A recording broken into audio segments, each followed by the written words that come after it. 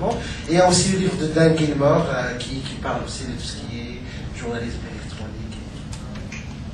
Sinon, j'estime que les journalistes marocains doivent lutter contre leur analphabétisme technologique, parce que les blogueurs ils sont devenus beaucoup plus pertinents.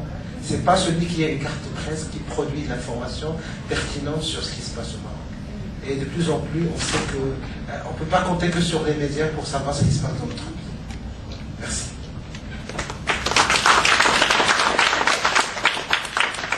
Thank you, Rachid. That's, as always, very enlightening. I think he's pointed out that the tools are out there. I think one of the things that we didn't get to see is the distinction between having raw video up on the web as opposed to the contrast with the Zaimi report that you're seeing here, which is... Je vous montre juste Zaimi. Ils disent que les gens, les citoyens, c'est eux qui ont... C'est que... Juste ça sur Zaimi. Ce qu'il parle ici, c'est que non, c'est les citoyens qui sont méchants et ils ont fait des ils ont saccagé les...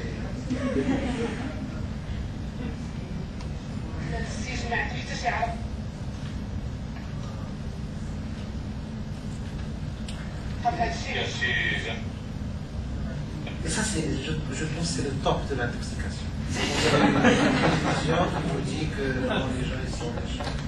Surtout une télévision publique.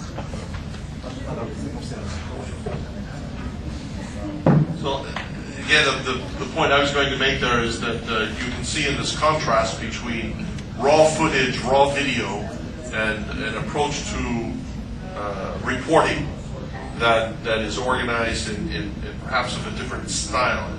And maybe at the discussion period we can talk a little bit more about that, how really raw video is not in fact a way to create journalism that is programmed, that has a message, that has a point of view, that tells a story. Raw footage can actually get information out, but is it journalism? So let's hold that maybe for the discussion. Next, we'd like to turn to Scott Goodstein, who is with Obama for America and Catalyst Campaigns. Scott is currently the external online director, and maybe you'll be able to explain to us what that means, for the Obama for America campaign. Many of you may be aware that the Obama campaign is a very internet active campaign. It relies on citizen journalism to get the message out. It's tied to a host of web activity that drives voters towards the Obama campaign.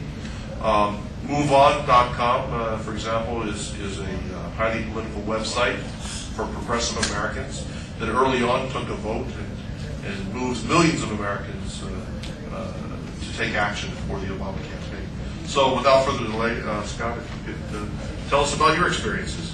Great. Well, yesterday I talked about internet and new media as a way for youth to get power and youth to be more involved in the Democratic Party or in party structures and democracy. And I talked about some of the good of using the internet for transparency in government. And today I'd like to make a Star Wars reference to use the Force for good, because with the internet and with blogs, there's both good and bad examples, and so I'm going to share a couple of good and bad examples. And Rachid did an excellent job, matter of fact, better than most American bloggers on explaining sort of all of the tools that are out there. So instead of going into more details on the tools, I'd rather just sort of give some examples of things that I've worked on or things that I've seen in the last 2 years as the evolution of new media has existed. And earlier this morning we heard a story about fishing licenses. I apologize, I don't remember the gentleman's name that was talking in journalism about being able to know about fishing licenses. And in America we use the internet as well as to get Freedom of Information Acts, and you see a lot of bloggers really digging and really pushing what used to be very old-fashioned journalism that a lot of American journalists, quite frankly, don't have the time. The big newspapers are being forced into more conglomerations. There's less local news, and therefore there is also less money involved to pay for investigative journalism. And so bloggers have really sort of filled that network where a research person in their free time can go and spend time on wikis and go and spend time digging into problems within our U.S. government that, quite frankly, has filled a great void in what was classically quality journalism in our newspapers. Again, this is partially my opinion and as well partially the reality of corporate takeover of Gannett and a couple other major publishing companies closing down local newspapers and getting rid of investigative journalism divisions. So I'll give an example of, does everybody in here know who Wesley Clark was? He's a Supreme Allied Commander of the U.S. forces. He ran for president. And there's a blogger named John Aravosis. He runs a blog called America Blog. And just, he registered a website, a URL, got the blog. And he was upset that you could buy on the internet personal cell phone records.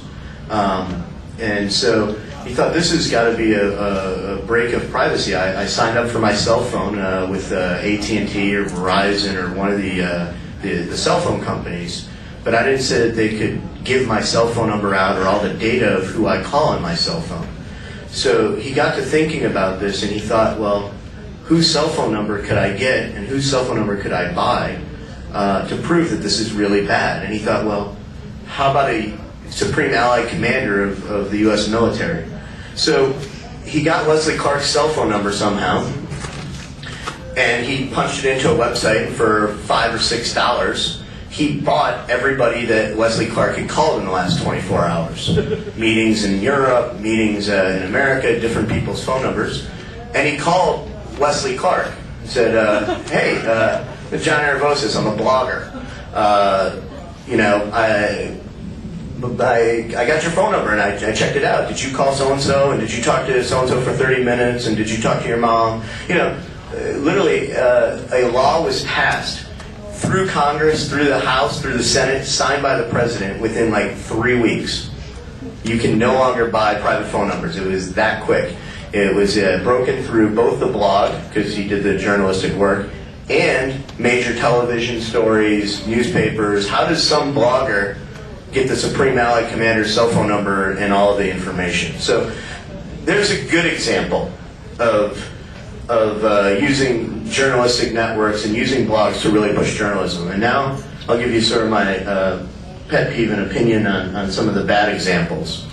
The blogosphere in American politics likes to pick a fight. It's just becoming the new tabloid for a lot of far left versus far right, and a lot of name calling. And the bad news with that is that bloggers are not necessarily held to the same ethical standards as actual journalists. So the good side of it is, well, John Aravosis can solve privatization issues and help out work on legislation that helps all Americans' privacy.